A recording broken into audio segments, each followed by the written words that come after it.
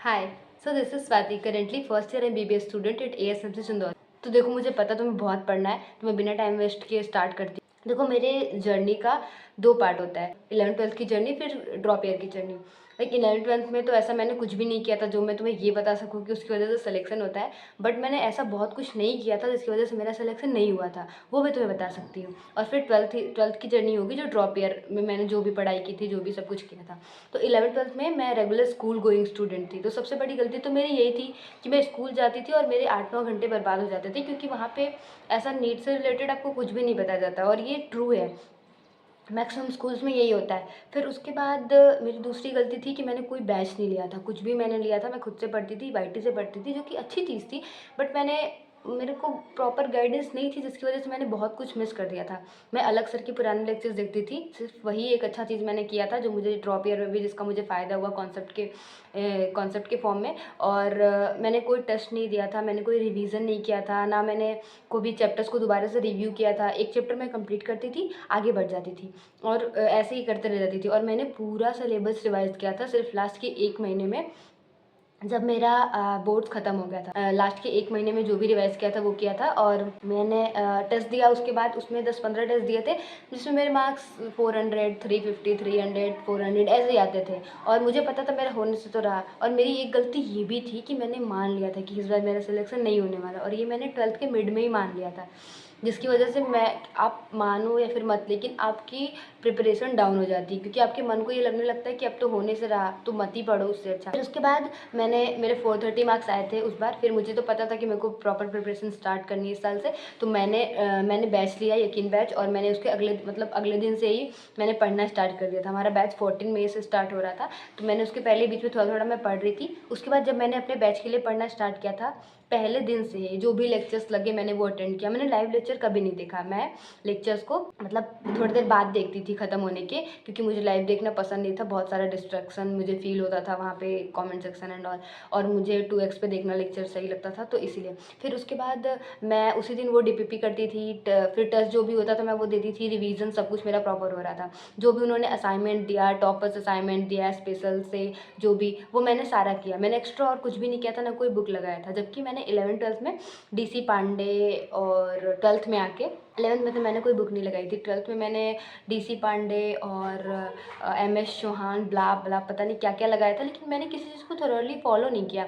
मैंने DC पांडे लगाया पर आधा अधूरा, उसके गलत क्वेश्चन या जो क्वेश्चन नहीं आते थे वो मैंने कभी रिव्यू ही नहीं किया। मैंने MS चौहान लगाया, पर जो क्वेश्चन मेरे को आते थे मैं बस वही करती थी, बाकी के क्वेश्चन मैं देखती भी नहीं थी कि मेरे को क्यों नहीं आ रहा है, उसका कॉन्सेप्ट क्या है। फिर उसके बाद लेकिन 12th में मैंने जो भी असाइनमेंट, टॉपर असाइनमेंट, DPP जो भी किया, जो हमारे बैच से हमें प्रोवाइड होते थे, उसको मैंने, जो भी मेरे को नहीं आता था, जो भी मैं गलत करती थी, उसको मैं नोट कर लेती थी अपनी एक अलग कॉपी में, जो मेरे को गलत लगता था आखिरी टाइम में पढ़ने के लिए। सारे चैप्टर्स का मैंने शॉर्ट नोट्स बनाया था, जो मैं टेस्ट के पहले पढ़ती थी। मैंने कोई टेस्ट ऐसे नहीं लिया था, मैं PW के बैच वाले टेस्ट देती थी, टेलीग्राम से टेस्ट लेके। आकाश के टेस्ट मैंने दिए थे टेलीग्राम। मेरे पहले टेस्ट में मार्क्स आया था 660, उसके लिए मैंने सब कुछ रिवाइज़ किया था। लाइक मेरे नोट्स MR सर के फिजिक्स के होते हैं, तो उसमें तुमको लगभग सारे टाइप के क्वेश्चन दिख जाएंगे। फिर DPP वगैरह, असाइनमेंट वगैरह करके थी मैं, और मेरे पहले टेस्ट में 660 मार्क्स आए थे। उसके बाद मैंने टेस्ट में थोड़ी कामचोरी कर दी थी। लाइक मैं टेस्ट तो देती थी, कभी छोड़ती नहीं थी, लेकिन मैं टेस्ट को लाइटली लेने लगी थी। यानी कि मेरे टेस्ट में अगर कम मार्क्स आते थे, तो उसका एक रीज़न ये हो गया था कि मैं बीच बीच में बोर हो जाती थी। टेस्ट देते देते मैं एग्जॉस्ट हो जाती थी, तो मैं ऐसे ही कुछ भी टिक मार देती थी, या कभी कभी ऐसे सिली मिस्टेक लगता था, मेरे को लगता था ये कैसे कैसे मैं कर देती थी कुछ भी, जिसकी वजह से मैं टेस्ट में 10-15-20 सिली मिस्टेक हो जाते थे, और मेरे बहुत सारे मार्क्स कम हो जाते थे। मेरे मार्क्स आने लगे थे 550, 500 ऐसे करके, और मेरे ये मार्क्स चलते गए पूरे 1 साल तक। फिर मैंने मिड फेब से फुल सिलेबस टेस्ट देना स्टार्ट किया था, और मेरे फुल सिलेबस टेस्ट में स्टार्टिंग में 500, 540, 530 ऐसे करके आ रहे थे। मेरे पास सिर्फ 2 महीना बचा था, प्रॉपर 2 महीने भी नहीं। तो मैंने 1 महीने तो ऐसे ही दिया ना। मैं कभी टेस्ट को सही से देखती थी, एनालाइज तो करती थी मैं अच्छे से, पर मैं उसको सही से देखती नहीं थी कि मेरी गलती थी। दोबारा से टेस्ट में वही मिस्टेक मैं करती थी, सिली मिस्टेक्स तो वही दोबारा का दोबारा करती थी। जब मिड मार्च आ गया तो मुझे लगा अब मुझे कुछ करना पड़ेगा। तो 2 तरीका मैं तुम्हें बता सकती हूँ जिसकी वजह से तुम अपने मार्क्स बढ़ा सकते हो, और वो दोनों तरीका मैंने ट्राई किया था। पहला तरीका जो मैंने थोड़ा कम ट्राई किया था, लेकिन अगर तुम उसको ट्राई करोगे तो उससे तुम 200 तक के मार्क्स भी बढ़ा सकते हो। 200 का तुम्हारे मार्क्स कहीं भी होंगे, तुम इम्प्रूव 10 दिन में अपनी इम्प्रूवमेंट देख लोगे। और जो दूसरा तरीका था वो मैंने आखिरी के टाइम में यूज़ किया था फॉर गॉड सेक, तो मेरे 100 मार्क्स बढ़ गए। इस वीडियो में तो पहला तरीका बता देती हूँ, नेक्स्ट वीडियो में मैं तुम्हें दूसरा तरीका ज़रूर बताऊँगी। तो पहले तुम क्या करो, तुमने टेस्ट दिया, तुम्हारे कितने भी मार्क्स हैं डज़न्ट मैटर, 300 400 500 600, ठीक है। तो देखो तुम क्या करो, पहले टेस्ट दो, टेस्ट देने के बाद आराम से बैठो, आराम करो, फिर उसके बाद अपना टेस्ट पेपर उठाओ, हर एक क्वेश्चन पे गो थ्रू करो, हर एक सिंगल क्वेश्चन पे, यानी कि तुम्हें जो क्वेश्चन आ रहा था वो भी, जो क्वेश्चन नहीं आ रहा था वो भी, ठीक। तो जो तुम्हें क्वेश्चन आ रहा था उसको तो तुमने देख लिया कि हाँ ये ऐसा ऐसा था, ठीक है, आगे बढ़ गया। जो क्वेश्चन तुमने थोड़ा सा भी तुम्हें कन्फ्यूजिंग लगा तो तुम देखो कि तुम उसको और अच्छा इंप्रूव कैसे कर सकते हो, कैसे और ज़्यादा सही कर सकते हो, गलती ना हो। उसके बाद जो क्वेश्चन तुमसे गलत हुए हैं, जिसमें तुमने सिली मिस्टेक किया है, हर एक क्वेश्चन को नोट करो और तुम लिखो कि ये वाला क्वेश्चन मैंने इसलिए गलत किया था क्योंकि मैंने सिली मिस्टेक करी थी, ये वाला क्वेश्चन मैंने इसलिए गलत किया था क्योंकि मैंने मतलब देखा नहीं था ध्यान से, मेरे को फॉर्मूला नहीं आता था, मेरे कॉन्सेप्ट नहीं क्लियर था, ठीक। फिर उसको क्लियर करो, हर एक चीज़, हर एक क्वेश्चन को सेम इंपॉर्टेंस दो और उसको क्लियर करो, उसके कॉन्सेप्ट जाके पढ़ो, देखो, मिलाओ कहाँ से गलत है। उसके बाद तुम उस टेस्ट को इस तरीके से एनालाइज कर लो, इस तरीके से सारे क्वेश्चंस को देख लो, हर एक क्वेश्चंस को, कि जब तुम एक हफ्ते बाद दोबारा उस पेपर को उठाओ करने के लिए तो तुम्हारे 720 मार्क्स आने चाहिए।